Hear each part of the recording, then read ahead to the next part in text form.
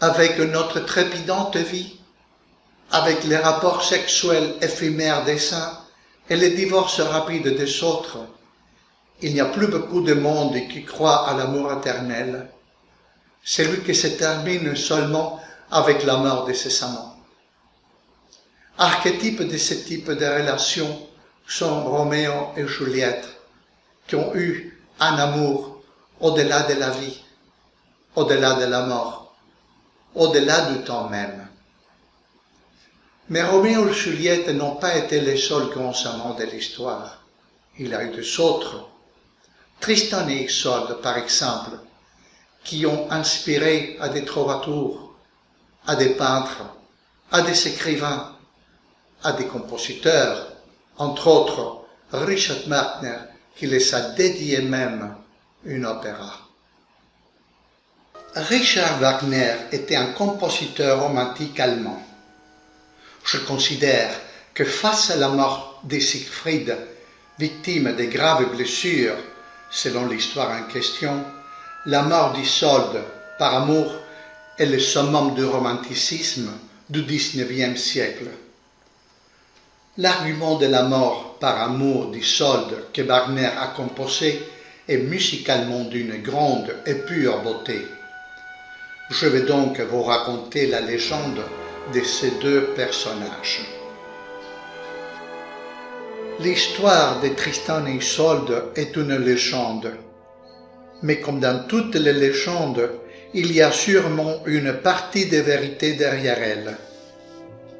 Les plus anciens textes écrits originaux nous ont été parvenus incomplets et ont été écrits au XIIe et au IIIe siècle. Ce qui suit découle de ces textes. Marc, le roi de Cornouailles, dans le sud de l'Angleterre, a un neveu, fils de sa sœur Blanchefleur, et qui est aussi son héritier. Tristan, un grand chevalier médiéval, s'est distingué dans un exploit important en tuant le géant Morholt. Le géant Morholt était envoyé chaque année à Cornouailles par la reine d'Irlande, sa sœur, pour recevoir une rançon de 300 garçons et 300 filles. Pendant la bataille, au cours de laquelle Morholt meurt, Tristan est gravement blessé et laissé par mort. Il est abandonné par sa famille sur un bateau à la dérive. Le bateau en question arrive aux côtes irlandaises, où il est soigné par la propre reine et sœur de Morholt et par sa fille, Isolde. Aucune d'elles ne savait que Tristan avait tué le géant, son frère et oncle. Grâce aux soins reçus, Tristan guérit et retourne à Cornouailles à la cour de son oncle. Le roi a une nouvelle mission pour lui. Il s'avère que deux hirondelles avaient apporté au roi un cheveu d'une pure couleur blond doré. Le roi veut que Tristan amène la femme à qui appartient ce cheveu pour en faire sa femme. Tristan reconnaît ces cheveux d'une rare couleur blonde pour l'avoir vu sur la tête d'Isolde.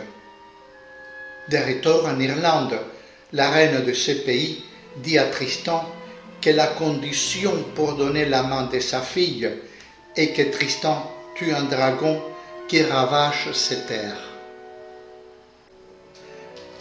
Après ce nouvel exploit, Isolde part aux Cornouailles pour rencontrer son futur mari, le roi de ce pays.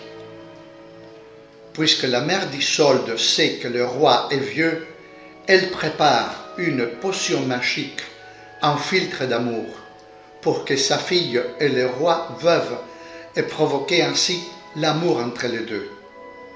La potion était laissée entre les mains de la dame d'honneur d'Isolde.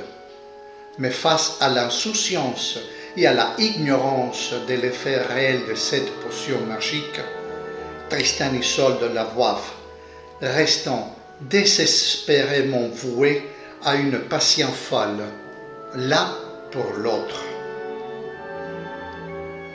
À l'arrivée à Cornouailles, le mariage a lieu entre la propriétaire des beaux cheveux dorés et le roi. Mais Tristan et Isolde ne peuvent pas s'empêcher de se regarder, mais toujours de la manière la plus pure et la plus vertueuse.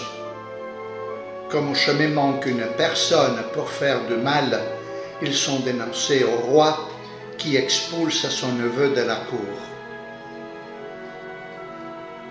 Au bout d'un certain temps, le roi se repentit du châtiment infligé à son neveu et le rappelle.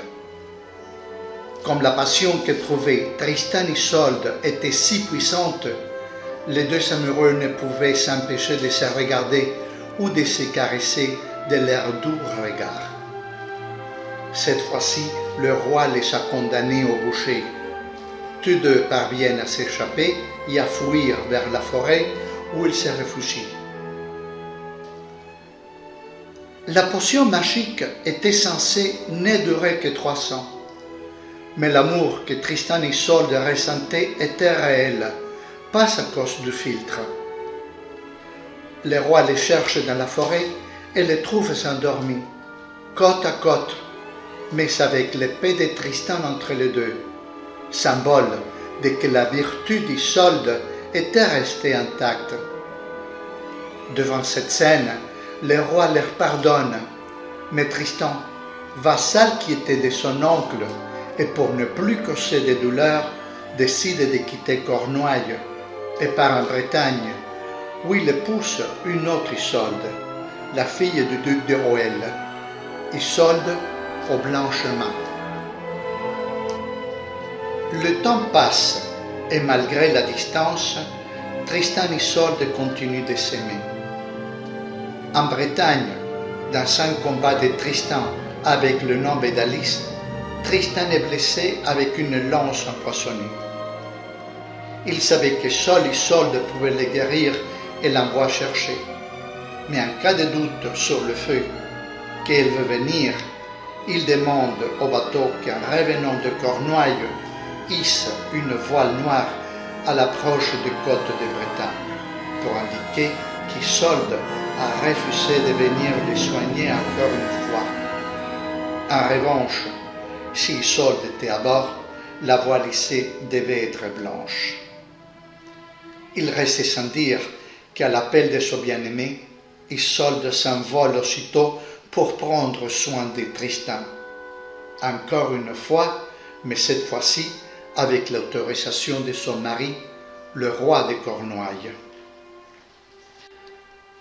En arrivant au large des côtes bretonnes, le bateau portait une voile blanche, signe de que la blonde Isolde était à bord avec la même disposition d'aider à Tristan encore une fois.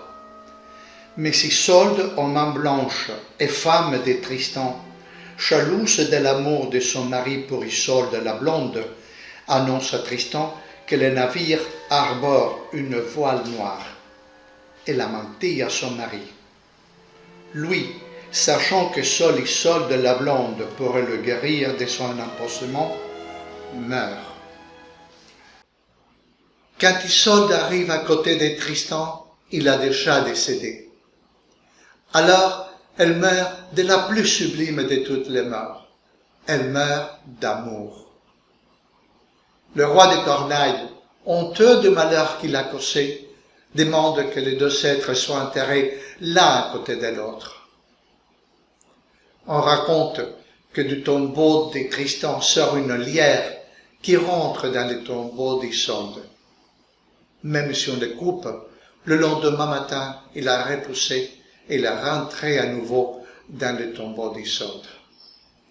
Et ainsi repose pour l'éternité ces deux grands amants et dans la mémoire de nous tous qui croyons à l'amour éternel. Si mon émission vous a plu, je vous prierai comme d'habitude de vous souscrire, de le dire à vos amis et de le faire cliquer à la petite cloche. Merci beaucoup et à la prochaine.